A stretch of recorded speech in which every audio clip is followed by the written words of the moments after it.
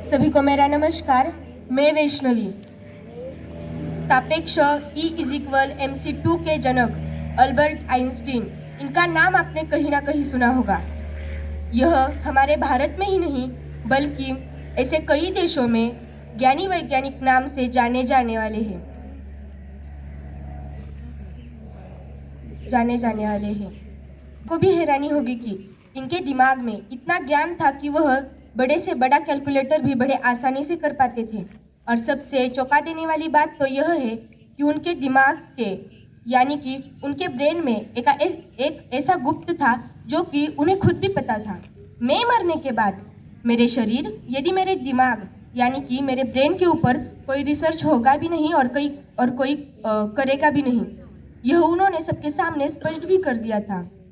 और ऐसा नहीं हुआ, बल्कि 14 अप्रैल 1955 के रात में जब उनके पास जो नर्स थी, उस नर्स को उन्होंने 2 शब्द कहे और लेट गए।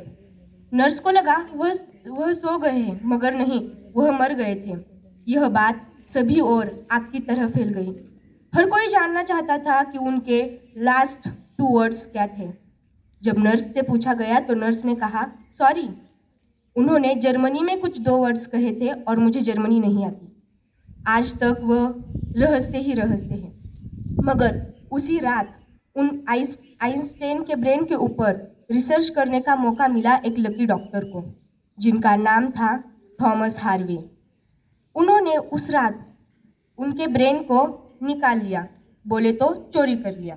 उसके बाद आप यकीन नहीं करोगे कि 40 वर्षों तक उन्होंने उसके ऊपर रिसर्च किया और कई वर्षों तक अपने पास उस ब्रेन को सहेज कर यानी कि संभाल कर रखा था।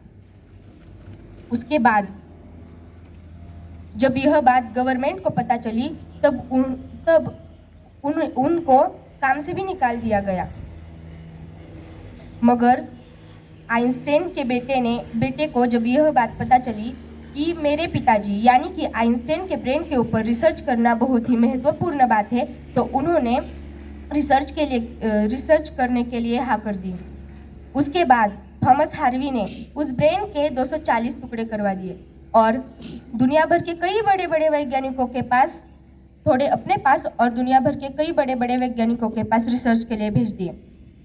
रिसर्च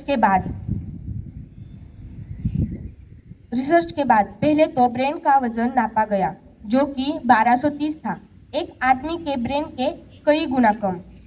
और रिसर्च के दौरान एक महत्वपूर्ण बात वैज्ञानिकों ने नोटिस की।